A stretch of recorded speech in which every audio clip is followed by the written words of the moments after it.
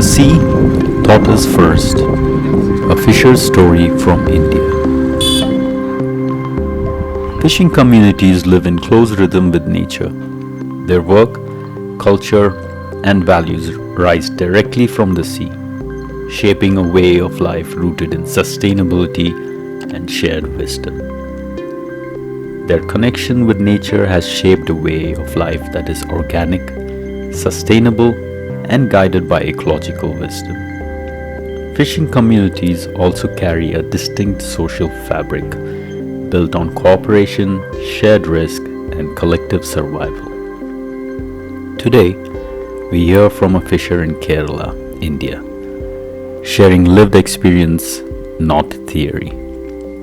Because the voices of ordinary people carry knowledge shaped by generations.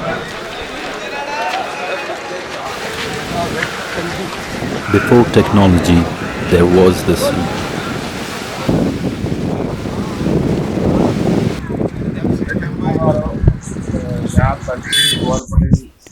I was born in Gopalpetta near Thalassery in Kerala, 1958.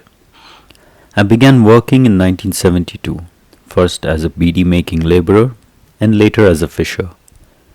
I learned fishing from my elders. In those days, we used wooden boats and cotton nets, which later changed to plastic. By the age of 20, I took up leadership roles among fish workers. Life was very hard then. Rice was rare, and we survived mostly on tubers and local food. There were no mechanized boats. Everything was done by hand. When I think of the elders today, I am amazed by their intelligence. The sea clearly reflects climate change. Fisher elders of those days could predict weather simply by reading the sea, clouds, and wind. They had the powerful eyes to recognize the presence of fish in the sea. What technology tells us today was known to them through experience and traditional knowledge. Even now, when we check weather updates, we remember their wisdom. Though life was difficult, raising children and arranging marriages, today fishers rarely starve. Life has changed. Women now work outside fishing. Families earn from multiple sources. The government support, like harbors, has improved conditions. At the same time, new problems like loans, debt, and fear of losing traditional fishing have emerged.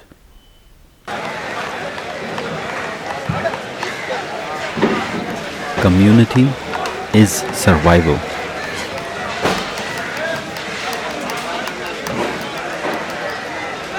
അതേപോലെ കർഷകര് എന്ന് രണ്ട് വിഭാഗം നമ്മൾ മൊത്തത്തിൽ Fishing and agriculture are closely connected to society. The fishing community has always lived in harmony with others. We share food, resources, and participate together in celebrations. This spirit of sharing defines our way of life. In Gopalpetta, Christians, Muslims, and Hindus live together with mutual support. Earlier, most people shared similar political beliefs, but today views have changed. Still, communal harmony remains strong.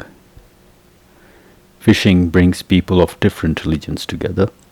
Many families do not own land, yet we support each other, especially during weddings and emergencies. This cooperation exists across coastal communities. However, social bonds are weakening. Today, people record accidents instead of helping. Mobile phones have reduced human connection. Earlier, we spent time together watching films or playing games. Now, alcohol addiction is rising in coastal areas. Development brings comfort, but also new social problems. Families in transition. ഈ പഴയകാലത്തെ മാതിരിയുള്ള ഒരു കൂട്ടുകുടുംബ വ്യവസ്ഥയല്ലോ ഇന്ന് നമ്മളെ ഈ പ്രദേശത്തല്ലോ. We have moved from joint families to nuclear families. This has deeply affected our social and emotional life. Earlier, many family members waited for us when we returned from the sea. Today, families live separately after marriage. In some Muslim communities, joint families still exist and elders are cared for better. Unfortunately, caring for parents and the elderly is slowly disappearing. Today, many parents do not want their children to become fishers. They prefer education and land-based jobs. I too advise young people to look beyond fishing. Fishing can give good income during seasons, but it is uncertain.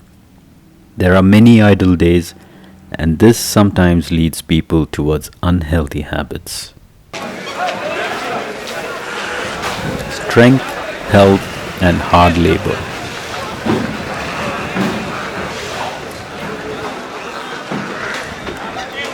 കണ്ടു പങ്കായോ രണ്ട് സാധനം ഉണ്ട് ഇങ്ങനെ വലിക്കുന്നത് ഇങ്ങനെ തുറക്കുന്നത്. ഇത് ഉപയോഗിച്ച് People often see fishers as adventurous. And in the past, we were extremely physically strong. Traditional fishing required intense physical labor, rowing, pulling boats, hauling nets. Our grip strength and endurance were remarkable. Today, that physical strength has declined. Most of the hard work is now limited to pulling nets. Earlier, continuous physical labor kept us strong, but it also caused health problems. Diseases like tuberculosis and rheumatism were common due to extreme exertion and food scarcity. Paralysis and even early death was not uncommon. Our income was never guaranteed. Every day's catch was uncertain, and hunger was a constant threat. A changing ocean, an uncertain future. മത്സ്യം കിട്ടാത്ത സാഹചര്യം പ്രധാനമായിട്ട്. Fish scarcity is our biggest threat today. Plastic and food waste reach the sea, settle on the seabed, and reduce oxygen levels. Along with climate change, this has drastically reduced fish populations. Earlier, the sea was colder, weather patterns were predictable, and fish like sardines were abundant. Today, winds, temperature, and seasons have changed. Fish are disappearing from the Arabian Sea. The sea and sky are deeply connected. Moon phases once guided our understanding of fish movement. Today, pollution and rising heat have disturbed this balance. Removing waste from the sea remains a huge challenge. My dream is to see my community grow in a progressive and sustainable way. Some may oppose change, but many believe in it. I hope our future balances development, dignity, and care for the sea.